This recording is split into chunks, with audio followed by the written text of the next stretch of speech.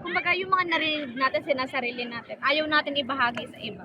Kaya siguro kailangan talaga natin ng courage. And then mag-ano tayo, ipag-pray natin na equip tayo ni Lord ng kanyang Holy Spirit para i-guide tayo na yung lahat ng lalapitan natin is magiging open yung puso't isipan na tanggapin si Lord as our God and Savior. Kasi kung tayo lang, wala tayong kakainan na i-invite sila eh. Hindi sila sa atin makikinig kasi sino ba naman tayo, 'di ba? Pero kung andun yung presensya ng Panginoon, andun yung grace niya para sa atin, para ibahagi yung kanyang salita. At nandun yung talagang tayo equip tayo ng Holy Spirit. Yung mga lalapitan natin is tatanggapin nila si Lord. Kumbaga, madadala natin sila sa presensya ng Panginoon. Kasi nga kung tayo, kasi minsan kasi, di ba, pag tayo may ginagawa, busy-busyhan, pero wala na tayong time mag-disciples. Kasi nga, yung time natin, nauubos na sa ibang bagay. No, which is, paano yung mga taong nakakilala sa Panginoon? Paano nila maaabot yung mga hindi pa nakakilala? Kung tayo mismo, di ba, wala tayong ginagawa. Tulad nga niyan, di ba? Kahit nasa trabaho ka, pag may nasalubong ka, pwede mo siyang ay, kumusta sis, ganito, ganyan. Tapos, kahit, di ba, sabi nga nila, relationship, kahit kaunti lang yung pagbati, tapos sabihin mo sa kanya, kahit paalis, God bless you. Di parang doon pa lang, di ba, na siya, God bless you sis, ganun. Yung maging tayo, maging friendly tayo sa iba. Hindi lang pala sa iba, sa lahat ng tao nakakasalamuhan natin. Kasi nga sabi niya, imo-model natin yung hindi ba yung fruit of the Holy Spirit. Kasama kasi doon yung kailangan kasi nating maging mabuti in hindi lang dahil good mood tayo, bad mood or good mood, kailangan natin maging mabuti para maging good example tayo. Hindi tayo pwede yung pagalit ka, simangot ka, kala mo naman pasan mo ang mundo. Kala mo naman lagi, 'di ba? May uutang sa'yo. Hindi ganon. Sabi nga namumuhay tayo as a follower of God. So kailangan makita sa buhay natin kung paano tayo mag-react sa mga problema, paano tayo makisalamuha sa mga tao. At saka lagi nating isipin na na pag nahihirapan tayo or parang hindi natin kaya magbahagi sa iba kasi nakakahiya. Isipin natin na hindi naman sarili natin ang inilalapit natin eh. Isipin natin ang inilalapit natin ay ang Panginoon. At 'di ba? Kasi gusto natin silang ma-save eh. Kasi tayo, 'di ba? Yung eagerness natin na although we don't know nga na kung ano pa yung pagdadaanan natin kasi 'di ba doon mo kasi malalaman kung gaano katatag ang tao kapag may pinagdadaanan ka. So kapag may pinagdadaanan ka, kailangan talaga natin kumapit sa Panginoon. Kasi kapag hindi tayo kumapit sa Panginoon, mawawala tayo. So paano pa tayo magdi-disciple kung tayo mismo kailangan i-disciple kasi nga bumitaw na tayo. Kaya lagi nating na ipag-pray ang bawat isa na mag-grow tayo spiritually. Tsaka lagi tayong magbasa ng Bible. Kasi nga 'di ba, paano tayo magde-disciple kung tayo mismo hindi tayo equipped ng Word of God? Paano na natin i-encourage yung mga unbeliever na magtiwala at manalig sa Panginoon kung tayo mismo sa sarili natin empty tayo, wala tayong ibabahagi.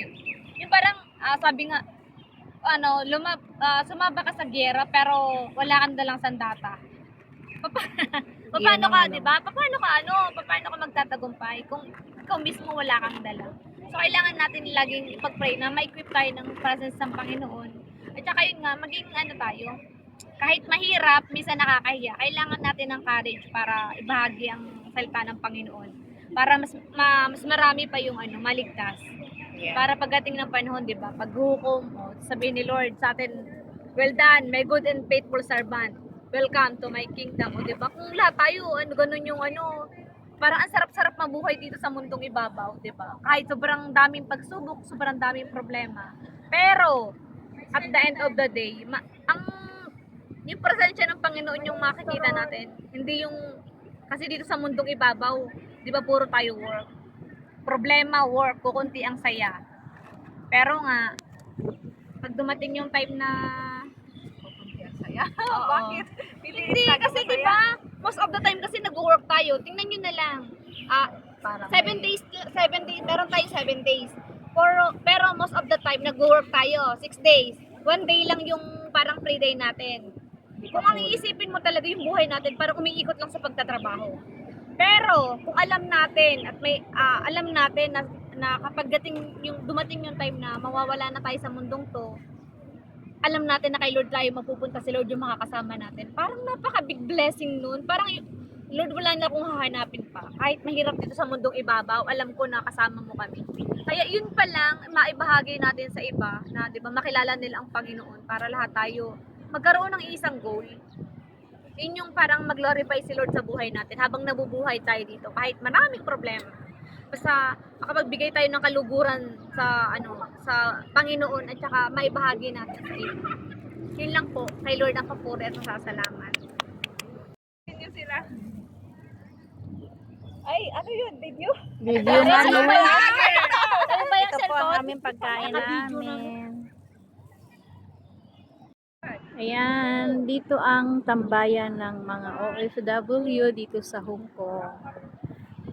Ito ang sinasabing Tamar Park. Ayan, building yan ha. Building yan. Hindi yan ano. Building na may tulay siya. Ganda tingnan, no? Ito ang tambayan ng mga OFW dito sa Hong Kong.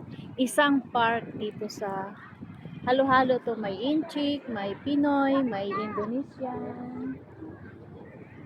Ayan, yung dalawa nag-video-video, picture-picture.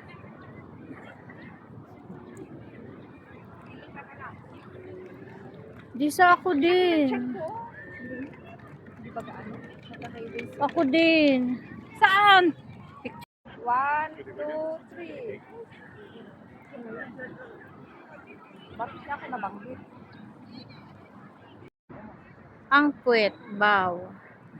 Kapa? Ang puwet, One. baw. 2, 3.